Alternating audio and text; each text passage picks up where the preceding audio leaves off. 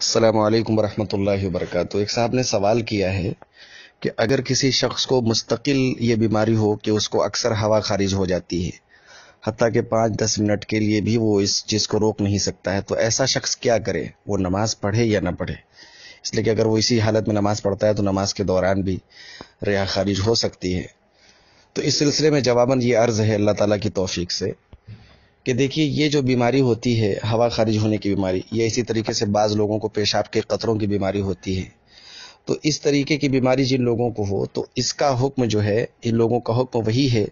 جو اس عورت کا ہے جس کو استحاضہ کا خون آتا ہے، یعنی حیض کے خون کے ختم ہونے کے بعد بھی اس کو مسلسل خون آتا رہتا ہے۔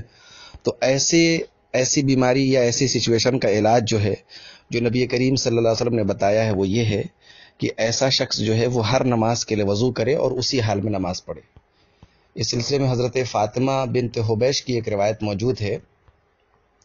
حضرت فاطمہ بنت حبیش یہ اللہ کے نبی صلی اللہ علیہ وسلم کے پاس آئیں اور انہوں نے عرض کیا کہ اے اللہ کے رسول، میں ایک ایسی عورت ہوں کہ مجھ کو استحاضہ کا خون آتا ہے، میں پاک نہیں ہو پاتی ہوں، تو کیا میں نماز چھوڑ دوں؟ تو آپ صلی اللہ علیہ وسلم نے فرمایا کہ نہیں، انما ذالک عرق، یہ ایک رگ کی وجہ سے ہوتا ہے، یہ حیض کا خون نہیں ہے۔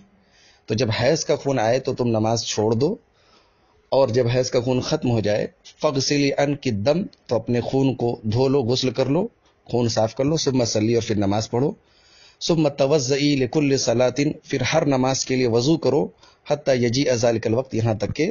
نماز کا وقت آ جائے۔ یعنی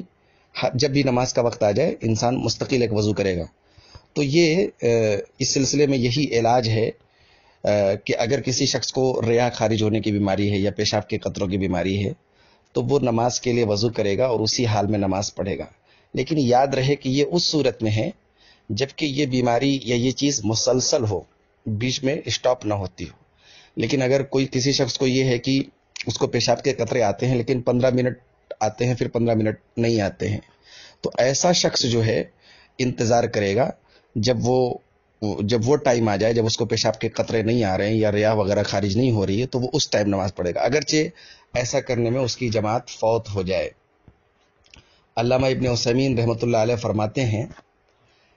اپنی کتاب ان کی جو ہے، ان کے فتاوی کا ایک مجموعہ ہے اسئلۃ الباب المفتوح، تو اس کے اندر جو ہے علامہ ابن عثیمین فرماتے ہیں کہ جس شخص کو بیماری ہو پیشاب کے قطرے کی، اس کی دو حالتیں ہیں۔ پہلی حالت یہ ہے اذا کان مستمرا عنده بحيث لا يتوقف، کہ یہ چیز مستقل ہو، مسلسل ہو، رکے ہی نہ، کوئی بھی چیز اس کے مثانے کے پاس جمع ہوتی ہے فوراً پیشاب اترنے لگتا ہے، تو ایسا شخص جو ہے جب بھی نماز کا وقت داخل ہو جائے گا ایسا شخص وضو کرے گا اور اپنی شرمگاہ کے پاس حفاظت کے لیے کوئی چیز لگا لے گا، یعنی انڈر ویئر وغیرہ پہن لے گا یا کوئی چیز لگا لے گا، اس کو قطرے کو روکنے کے لیے، کوئی کپڑے پر وہ قطرے نہ لگیں، اور اسی حال میں وہ نماز پڑھے گا اور جو بھی نکلے اس سے اس کا کوئی نقصان نہیں ہوگا۔ دوسری صورت یہ ہے کہ پیشاب تھوڑی دیر کے بعد رک جاتا ہے، اگرچہ 10 منٹ کے بعد یا 15 منٹ کے بعد،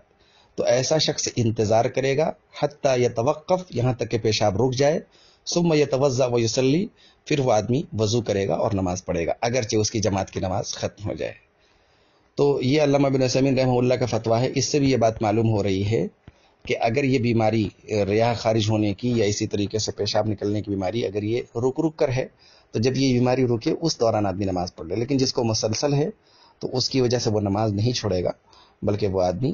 وضو کر کے نماز ہر ٹائم پڑھے گا۔ واللہ اعلم بالصواب۔ السلام علیکم ورحمۃ اللہ وبرکاتہ۔